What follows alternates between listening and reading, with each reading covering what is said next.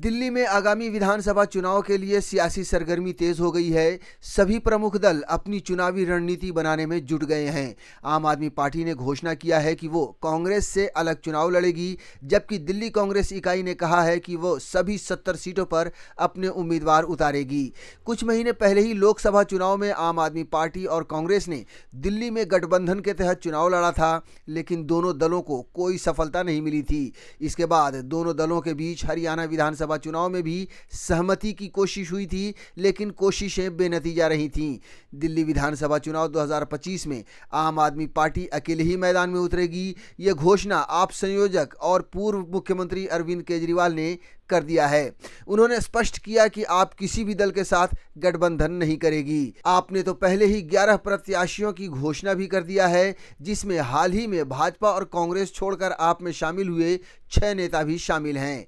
राजधानी में अगले वर्ष यानी 2025 के फरवरी में विधानसभा की 70 सीटों पर चुनाव होने हैं। मौजूदा विधानसभा का कार्यकाल 23 फरवरी को पूरा हो रहा है। माना जा रहा है कि जनवरी में चुनाव की तारीखों का ऐलान हो सकता है। अटकलें थी कि लोकसभा चुनाव की तरह ही विधानसभा चुनाव में भी दोनों पार्टियां एक साथ मैदान में उतरेंगी, मगर केजरीवाल के ऐलान के बाद सभी अटकलों पर विराम लग गया है।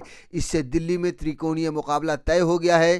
कांग्रेस और आप दोनों ही दल विपक्षी गठबंधन इंडिया का हिस्सा हैं, पर अक्टूबर में हुए हरियाणा विधानसभा चुनाव में भी दोनों अलग अलग मैदान में उतरे थे। भ्रष्टाचार के खिलाफ अन्ना हजारे आंदोलन से आम आदमी पार्टी का जन्म हुआ और 2013 में आम आदमी पार्टी चुनावी मैदान में उतरी। 2013 के दिल्ली विधानसभा चुनाव में भारतीय जनता पार्टी को 31 सीटें मिली थीं, जबकि आम आदमी पार्टी को 28 सीटें मिली थीं।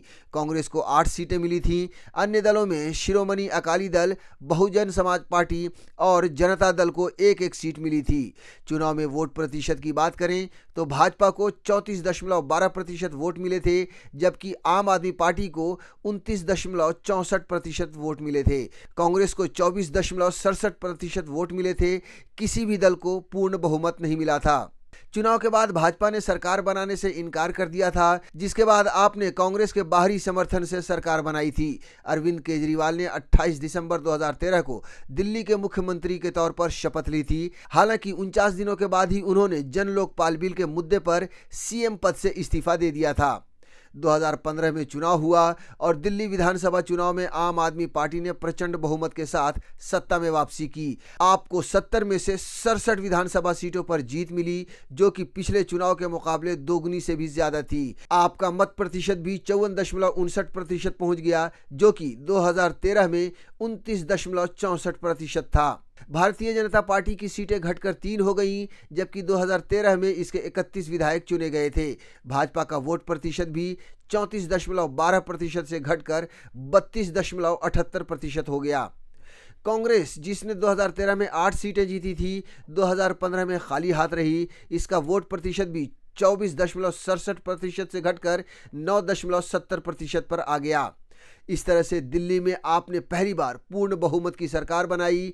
आप संयोजक अरविंद केजरीवाल ने 14 फरवरी 2015 को दूसरी बार दिल्ली के मुख्यमंत्री की कुर्सी संभाली।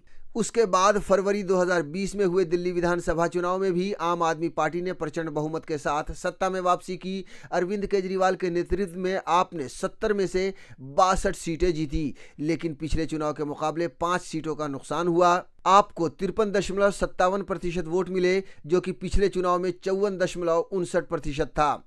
भारतीय जनता पार्टी की सीटें बढ़कर 8 हो गईं, जबकि 2015 में इसके 3 विधायक चुने गए थे। भाजपा का वोट प्रतिशत 32.78% से बढ़कर 40.57% हो गया। कांग्रेस 2015 की तरह ही 2020 में भी खाली हाथ रही और इसका वोट प्रतिशत 9.70 से घटकर 4.63 पर आ गया।